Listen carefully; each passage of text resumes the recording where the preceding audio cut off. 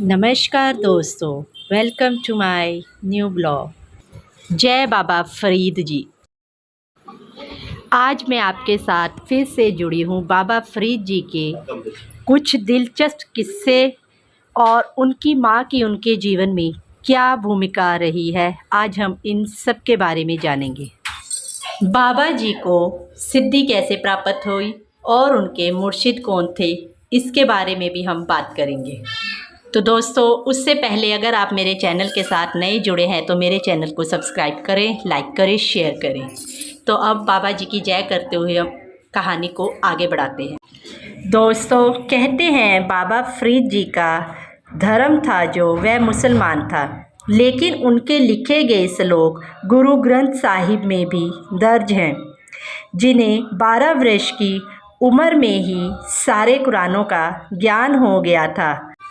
इनका सम्मान मुसलमान ही नहीं बल्कि सभी धर्मों के लोग किया करते थे। जी हाँ, बाबा फरीद जी के बारे में हम कह रहे हैं। वह महान सूफ़ी, संत और पंजाबी कवि भी थे।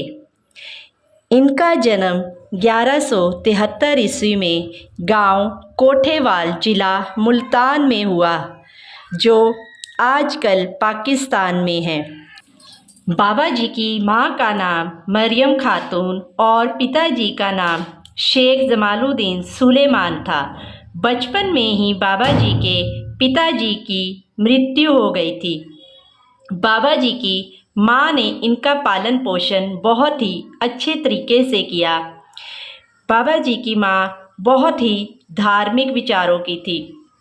माँ जब भी कुरान पढ़ने बैठती थी तब वह अपने बेटे बाबा जी को अपने साथ कुरान पढ़ने के लिए साथ में बिठाती थी। दोस्तों, बाबा जी की माँ चाहती थी कि उनका बेटा रोज़ नमाज अदा करे ताकि उनका प्यार खुदा के साथ बढ़ जाए। तब बाबा जी अपनी माँ से कहते कि मैं क्यों नमाज़ पढ़ूं, मुझे नमाज़ पढ़ के क्या फ़ायदा होगा। बाबा जी की माँ को अपने बेटे की कमज़ोरी का पता था। वह जानती थी कि इसे मीठा बहुत पसंद है। तब वह उनसे कहती कि अगर बेटा तू रोज़ खुदा की कुरान पढ़ोगे तो खुदा तुम्हें शक्कर देगा। इस लालच में आकर बाबा रोज़ नमाज अदा करने लगे। तब उनकी माँ रोज़ उनके गलीचे के नीचे शक्कर की पुड़िया रखने लगी। उस दिन के बाद बाबा जी का नाम शकरगंज भी पड़ गया। दोस्तों, एक दिन बाबा जी की माँ गलीचे के नीचे शक्कर की पुड़िया रखना भूल गई। जब बाबा जी नमाज अदा कर हटे तब उन्होंने गलीचे के नीचे देखा तो शक्कर की पुड़िया उन्हें मिल गई। वह उसे लेकर बहुत ही ज़्यादा खुश हो गए। यह देखकर उनकी माँ हैरान हो गई। उन्होंने सोचा कि मैंने तो आज कोई भी पुड़िया नहीं रखी थी। जब यह चमत्कार देखा तो उनकी माँ समझ गई। तब बाबा जी की माँ उनसे बोली कि बेटा, अब तुझे सिद्धि प्राप्त करने के लिए तप करना पड़ेगा। दोस्तों, बाबा जी ने पूरे 12 साल तक कुरान पढ़ा। इसके बाद बाबा जी जब थोड़े से जवान हुए तब उन्होंने अपने मन को कठोर किया और 12 साल तक कठोर तपस्या की। तपस्या करने के लिए बाबा जी ने घने जंगलों में अपना वास किया और तप भी किया। जब आपको भूख लगती थी तब आप जंगलों में मिले फल आदि खा लेते थे। कभी वे आपको जब नहीं मिलते थे तब आप पत्ते आदि भी खाकर अपना पेट भर लेते थे। एक दिन आप जब अपने तपस्या में लीन थे तब चिड़िया चहचहाती हुई आवाज़ों से आपकी तपस्या में विघ्न डाल रही थी। तब आपने क्रोध में आकर चिड़ियों से कहा कि चिड़ियों, तुम अभी की अभी मर जाओ। तभी वह सभी चिड़ियाँ मर गई, लेकिन आपने कहा नहीं, तुम सब वापस ज़िंदा हो जाओ, और वह वापस ज़िंदा हो गई। यह देखकर बाबा जी खुश हो गए, लेकिन उनमें थोड़ा अहंकार भी आ गया। वह कहने लगे कि मुझे सब सिद्धियाँ प्राप्त हो चुकी है और मेरी तपस्या पूरी हो गई है। तब वह वापस अपने घर की ओर चल पड़े। जब वह अपने घर की ओर वापस जा रहे थे तब आपको बहुत ही ज़्यादा प्यास लगने लगी। तब आप पानी की तलाश में थोड़ा आगे की ओर बढ़ते हुए जा रहे थे कि अचानक आपकी नज़र एक लड़की पर पड़ी जो कुएं से पानी भर रही थी। आप उसके पास जाकर कहने लगे कि मुझे पानी पिला दो, मुझे बहुत ज़्यादा प्यास लग रही है। लेकिन वह लड़की आपकी तरफ बिल्कुल भी ध्यान नहीं दे रही थी। आपने फिर से एक बार कहा कि तुम मुझे पानी क्यों नहीं पिला रही हो और तुम्हारा ध्यान मेरी तरफ क्यों नहीं है। लेकिन वह बाबा जी की तरफ ध्यान ना देते हुए अपने काम में लगी रही। तब बाबा जी ने उससे दोबारा पूछा कि तुम पानी को हवा में बार बार उछाल रही हो और मुझे पानी नहीं पिला रही हो, ऐसा तुम क्यों कर रही हो। तब उस लड़की ने जवाब दिया कि 20 मील दूर मेरी बहन के घर में आग लगी हुई है। मैं यह पानी उसके घर में आग लगी को बुझाने के लिए फेंक रही हूँ। बाबा जी ने अपने मन में सोचा कि यह कोई सिद्ध कन्या है जो ढेरों शक्तियाँ प्राप्त कर चुकी है। तब वह लड़की बोली, बाबा जी, मैं कोई चिड़िया नहीं हूँ जो आपके कहने से मर जाऊँगी और आपके कहने से जीवित हो जाऊँगी, इसलिए थोड़ा सब्र कीजिए। बाबा जी ने अपने मन में सोचा कि इसको चिड़ियों वाला किस्सा कैसे पता चला, यह तो मेरे साथ अभी हुआ था। इस बारे में यह सोच रहे थे कि कन्या उनके पास पानी लेकर आई।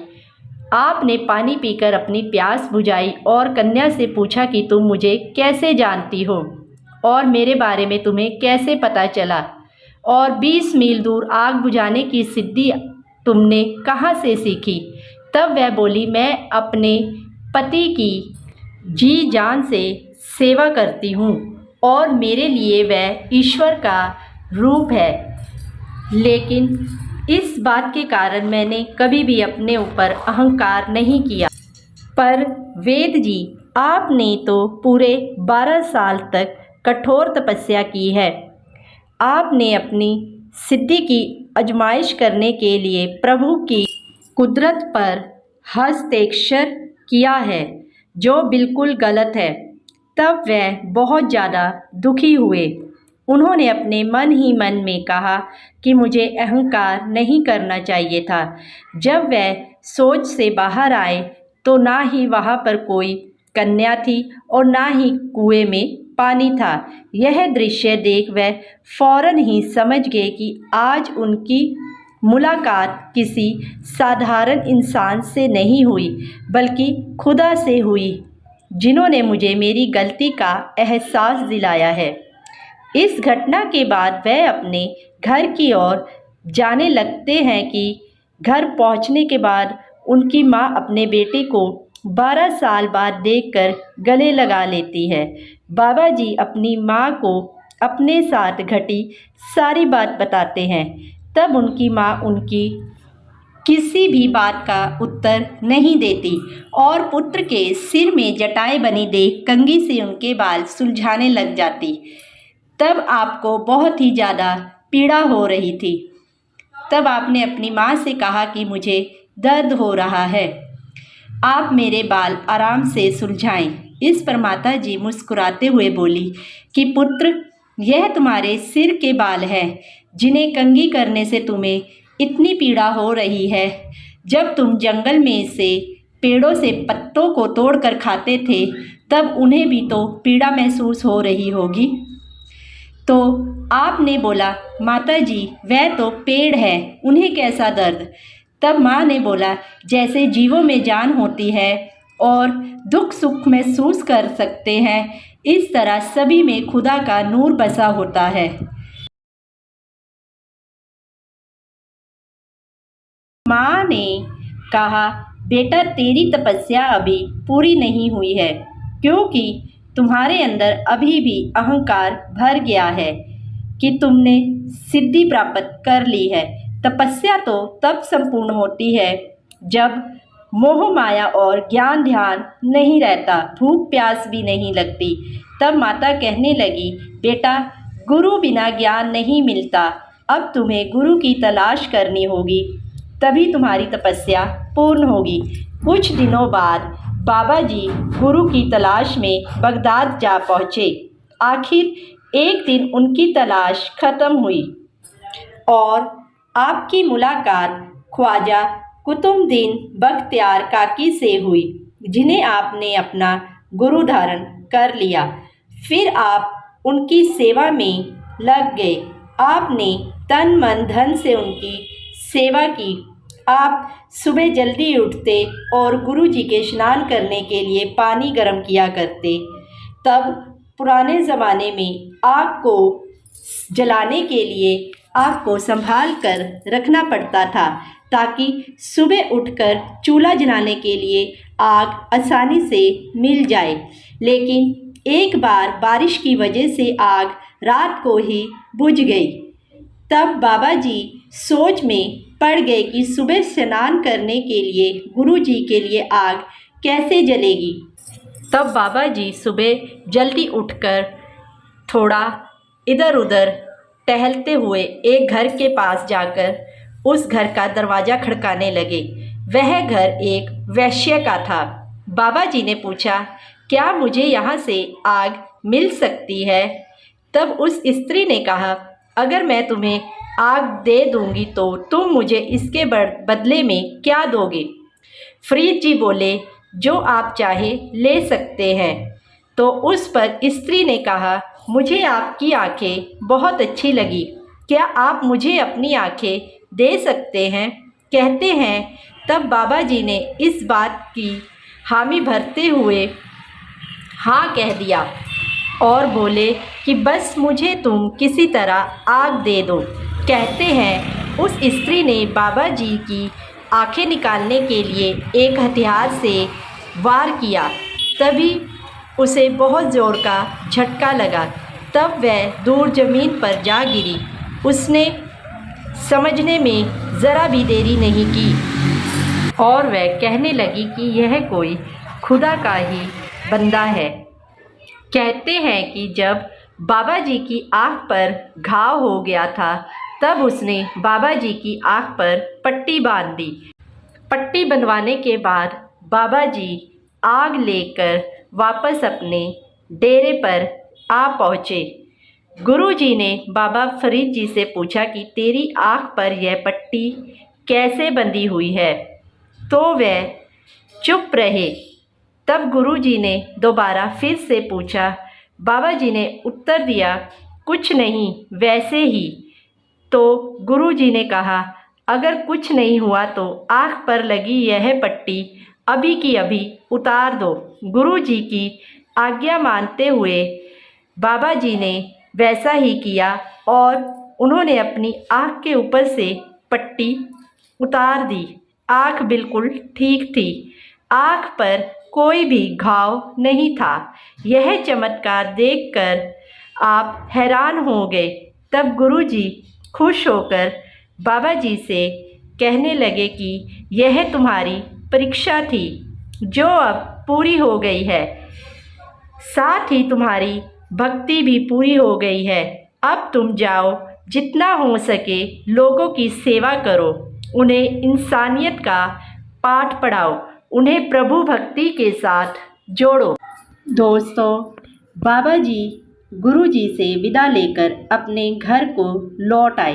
कहते हैं कि गुरु जी ने बाबा जी को इस्लाम धर्म का प्रचार करने के लिए पंजाब भेजा, पर बाबा जी 24 घंटे प्रभु भक्ति में ही लीन रहते थे। उनकी मधुर वाणी सुनकर पूरा दिन ईश्वर के ध्यान में रहते देख हजारों की तादाद में लोग उनसे जुड़ने लगे। बाबा जी अपने पास आए लोगों की इच्छा पूरी करने लगे। कोई उनसे मन की शांति मांगता, कोई पुत्र की दात, कोई शारीरिक रोग से मुक्ति मांगता। सुबह से शाम तक लोगों की भीड़ लगी रहती। बाबा जी किसी को भी निराश नहीं करते थे। वह सभी की तकलीफ़ें दूर कर दिया करते थे। कहते हैं कुछ दिनों बाद बाबा जी हरियाणा के हाशी शहर में आ गए। इधर आने के बाद भी आपके साथ बहुत से लोग जुड़ते गए। आपकी प्रसिद्धि दूर दूर तक फैल चुकी थी।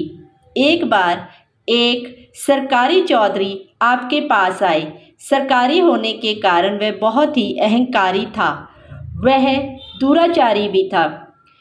जब वह बाबा जी के डेरे पर पहुंचा तो वहां पर उन्होंने बाबा जी को बिना नमस्कार किए हुए संगत में जाकर बैठ गया। पहले उसने अपने मन में विचार किया कि सारे गरीब लाचार लोग ही बैठे हैं, मुझे इनके साथ नहीं बैठना चाहिए। यह विचार करते ही तभी उसकी नज़र एक सुंदर नारी पर पड़ गई जो बाबा जी के पास पुत्र प्राप्ति की फरियाद लेकर आई थी। कुछ लोगों के बाद बाबा जी की नज़र उस चौधरी पर पड़ी तो आपने उसे अपने पास बुला लिया। बाबा जी के नूरानी चेहरे को देखकर वह घबरा गया और कांपने लगा। तब बाबा जी ने उसे वचन किया कि चौधरी, जो मन में विचार कर रहे हो तुम्हें नरक की आग में ले जाने वाले हैं। तुम्हें तो बंदगी करनी चाहिए। जिस आदमी को तुम मारने की सोच रहे हो वह नहीं मरेगा और अपनी काम वासना को यहीं पर ख़त्म करो। जिस बुरी नज़र से तुम संगत में बैठी स्त्री को देख रहे हो वह मेरी बच्ची है। तुम अपने मन को निर्मल कर तभी तो तुम्हारा भला हो सकता है। अपने मन की हालत बाबा जी के मुंह से सुनकर चौधरी बहुत ही घबरा गया। उसने बाबा जी के चरणों में अपना सिर झुका दिया और माफ़ी मांगते हुए कहने लगा, मुझ पापी पर दया करें और मुझे सही मार्ग दिखाएं। बाबा जी के वचनों का उस पर इतना गहरा असर पड़ा कि उसने फ़कीरी वेश धारण कर लिया और बाबा जी का चेला बन गया।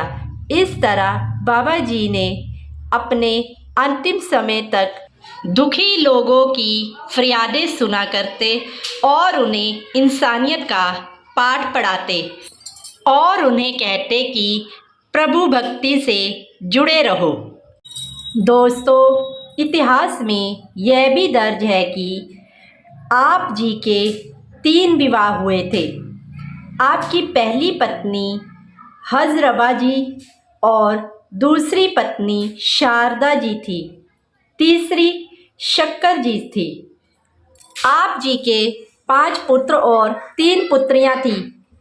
आप जी ने अपने जीवन का अधिक समय प्रभु की बंदगी में ही व्यतीत किया, जिसके कारण आपकी माता जी ने आपके परिवार को बड़े ही प्रेम से पाला। बाबा जी का जन्म गुरु नानक देव जी से 300 साल पहले हो गया था। वह इतने महान शख्सियत थे, यह इस बात से साबित होता है कि श्री गुरु ग्रंथ साहिब में आपके श्लोक शेख फरीद के नाम से दर्ज है, जिसमें 4 शब्द और 112 श्लोक हैं।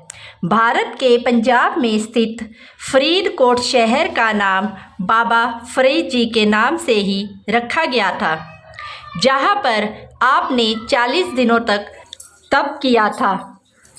आज उस जगह पर गुरुद्वारा टिल्ला बाबा फरीद जी स्थित है, जिसके अंदर ही दरगाह भी मौजूद है। सभी धर्मों के लोग वहां जाकर नतमस्तक होते हैं। सन 1265 में आपने 90 साल की उम्र में आकर अपना शरीर त्याग दिया और पुत्र शेख बदरुद्दीन को अपनी गद्दी का वारिस बना दिया था। पाकिस्तान के शहर पाकपटन में आपकी दरगाह भी बनी हुई है और वहाँ पर एक कुआं भी मौजूद है, जिस पर आप उल्टा लटक कर आपने अपने शरीर को कठोर हठ योग द्वारा कठिन भक्ति भी किया करते थे। बाबा जी एक अनमोल हीरे थे। आपकी रचनाएं वैराग, त्याग, प्यार और ईश्वर से मिलने की तड़प से भरी होती थी।